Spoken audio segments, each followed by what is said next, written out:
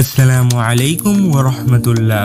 বন্ধুরা, আজ আমরা আলোচনা করব এক অদ্ভুত বিস্ময়কর উপাদান সম্পর্কে, লোহা। যে বস্তু আমাদের জীবনের প্রতিটি ক্ষেত্রেই প্রভাবিত করে তা শুধু একটি ধাতু নয়, বরং আল্লাহর কুদরতের এক জ্বলন্ত প্রমাণ।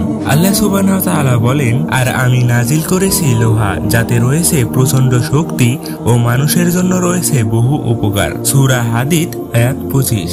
প্রিয় ভাই আমার, লক্ষ্য করুন, আল্লাহ বলেছেন নাজিল করেছি। এটা কি শুধু একটি শব্দ? না না, এই শব্দে রয়েছে মহাবিশ্বের গভীরের এক বৈজ্ঞানিক রহস্য। বিজ্ঞান বলে লোহার উৎপত্তি পৃথিবীতে হয়নি, এটা এসেছে মহাকাশ থেকে। বিশাল বিশাল তারার বিস্ফোরণ, সুপারনোভা থেকে তৈরি হওয়া লোহা মহাশূন্য পাড়ি দিয়ে এসে পড়েছে পৃথিবীতে। সেই অর্থে আল্লাহ বলেছেন, আমি নাজিল করেছি লোহা।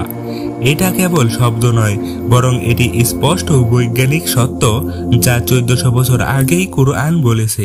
আজকের বিশ্বে লোহা ছাড়া কল্পনাও করা যায় না। বাড়ি, গাড়ি, যন্ত্রপাতি, অস্ত্র, প্রযুক্তি সবকিছুতেই লোহার ব্যবহার। এটি আমাদের দৈনন্দিন জীবনের অংশ, ঠিক যেমন আমাদের রক্তের হিমোগ্লোবিনে রয়েছে লোহা, যা আমাদের শরীরে অক্সিজেন পরিবহন করে বাঁচিয়ে রাখে। এত কিছুর পরেও আপনি কি মনে করেন এই লোহা নিছক একটি ধাতু?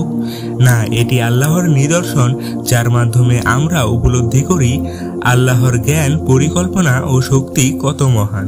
প্রিয় ভাই ও বোনেরা, আসুন কুরআনের প্রতিটি আয়াতের গভীরে চিন্তা করি, কারণ প্রতিটি আয়াত আমাদের জন্য এক একটি আলো, যা অন্ধকারে পথ দেখায়।